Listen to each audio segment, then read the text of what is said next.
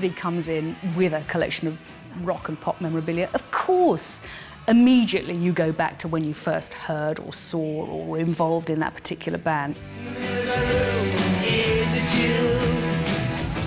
Well, if I didn't know better, I'd think that I was actually standing here with Marc Bolan, because you are incredibly alike, stature-wise, in every way. Loads of die-hard music fans come to the Roadshow, and of course they bring a whole raft of different kinds of memorabilia.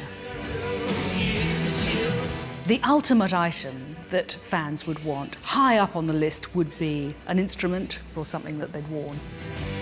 These fabulous dungarees, I think I recognise those. Yeah, Marc used to wear these quite often.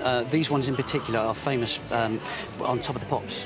He performed a song called Metal Guru in them, and used to have T.Rex in sequins, and through the years, obviously, they've fallen off. And what else have we got here? This looks pretty full-on. Yeah, this is the original master of the 2-inch multi-track of 20th Century Boy, the only one in the world. May I lift the lid? Yeah, I mean, it's in acid-free paper, of course, Pretty good, eh?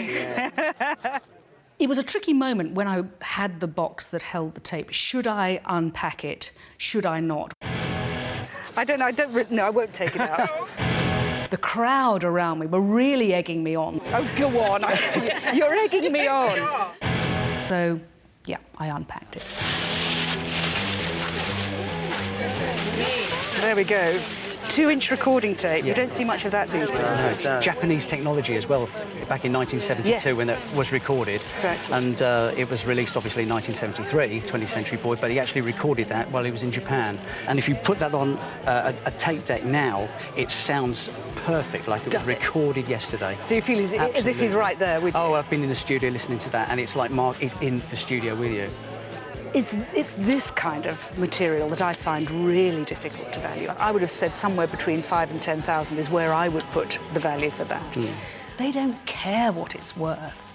They are just so thrilled to have something that was owned or worn by or signed by their idol. Value's meaningless. Of course, anything that belonged to anybody famous immediately has that X factor attached to it. And I suppose the Beatles are still the band that create the highest amount of fervour.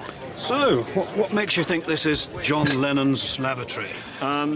We saw it advertised in a music magazine by a guy who's an architectural antiques chap.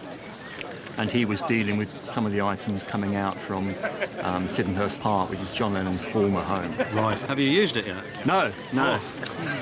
That's essential, we did have friends have photographs taken while they're actually sitting on it. OK. What did you pay for it?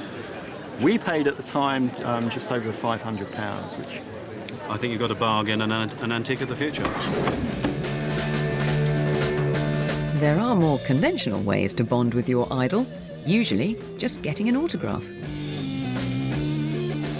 Be all right with the freak and funky Jimi Hendrix. What a classic line.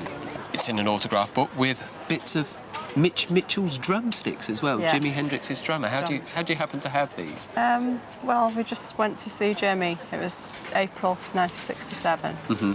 And we were just waiting outside on the stage door, me and my friend. A bit of drama occurred because someone stole his guitar as it was being loaded onto the bus for them to go home. This person ran up the street. We ran up following Jimmy. You gave pursuit after Jimi Hendrix's guitar? Yes. As a kind of reward for helping, in inverted commas, to catch the man, Hendrix handed over this tiny ring. That's Jimi Hendrix's ring? Yes. So he gave you that? Yeah. Looks like something out of a Christmas cracker. I know. Look at it. When someone puts an object in front of you and says to you, well, this belonged to Jimi Hendrix, of course, you know, the first thing you are going to think is, right, this has got to be qualified. I've got to be sure that this is correct.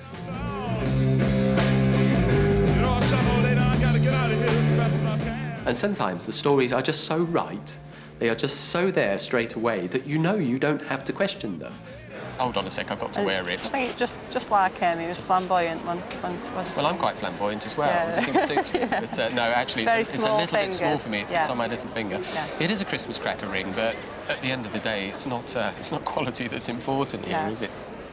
I looked at it and I thought, this ring was worn by Jimi Hendrix. And not only that, several of my colleagues put it on as well, because, you know, putting on an object like that is strange. You cannot describe it. There's a little bit more to it than an average autograph page. I think the whole lot is going to make perhaps, what, £500 to £700 at auction? Yeah.